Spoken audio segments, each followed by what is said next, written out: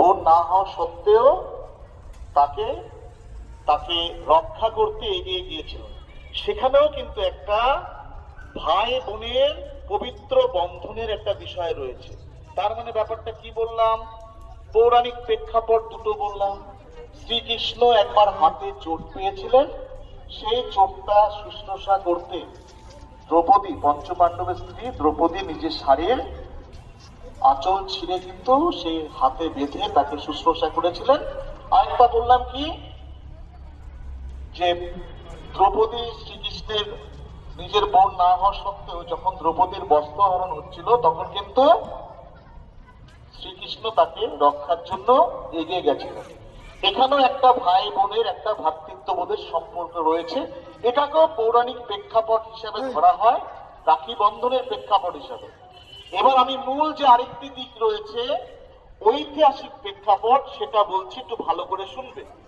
1905 সনে যখন ভারতবর্ষ ব্রিটিশদের হাতে পরাধীন ছিল, তখন 1905 সনে ব্রিটিশ শাসক লর্ড কার্জন হিন্দু মুসলমানদের মধ্যে বিভেদ তৈরি করতে, তাদের ঐক্যতাকে নষ্ট করতে, একটা অস্থির পরিবেশ সৃষ্টি করতে বঙ্গকে ভঙ্গ করতে চেয়েছিলেন, বঙ্গভঙ্গ বাংলাকে ভাগ করতে চেয়েছিলেন।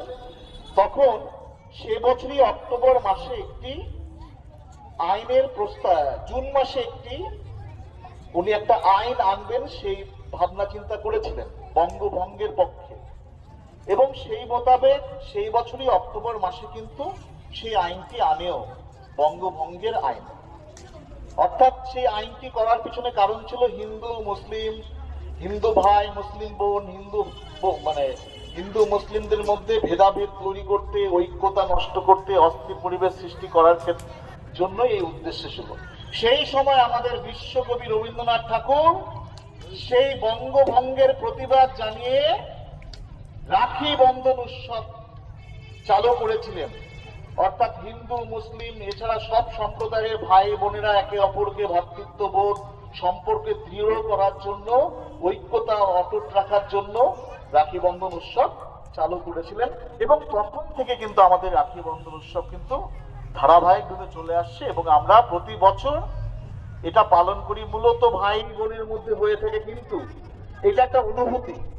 এটা ওই যে দিদিমণি যেটা বললো, ভাই বোনকে পড়াচ্ছে, আবার বন্ধু বন্ধুকে পড়াচ্ছে, কারণ নিরাপত্তার কথা ভেবে, একে অপরকে সুরক্ষা দেওয়ার মানসিকতা নিয়ে, এইসব কারণে একটা বন্ধন, একটা পবিত্র বন্ধনের কথা মাথায় রেখে এই উৎসবটা চালু হয়েছে এবং চলছে। আমি আর বিশেষ কিছু বললাম না। এরপরে আমাদের দিদিমণিরা তোমাদেরকে চন্দন পড়াবে, রাখি পরিয়ে তোমরা একে অপরকে রাখি পরিয়ে উদযাপন করে, তারপরে আমাদের বিশেষ খাওয়ারও রয়েছে। সময়ও গড়িয়ে যাচ্ছে, এখানে আমি আমার বক্তব্য শেষ করলাম।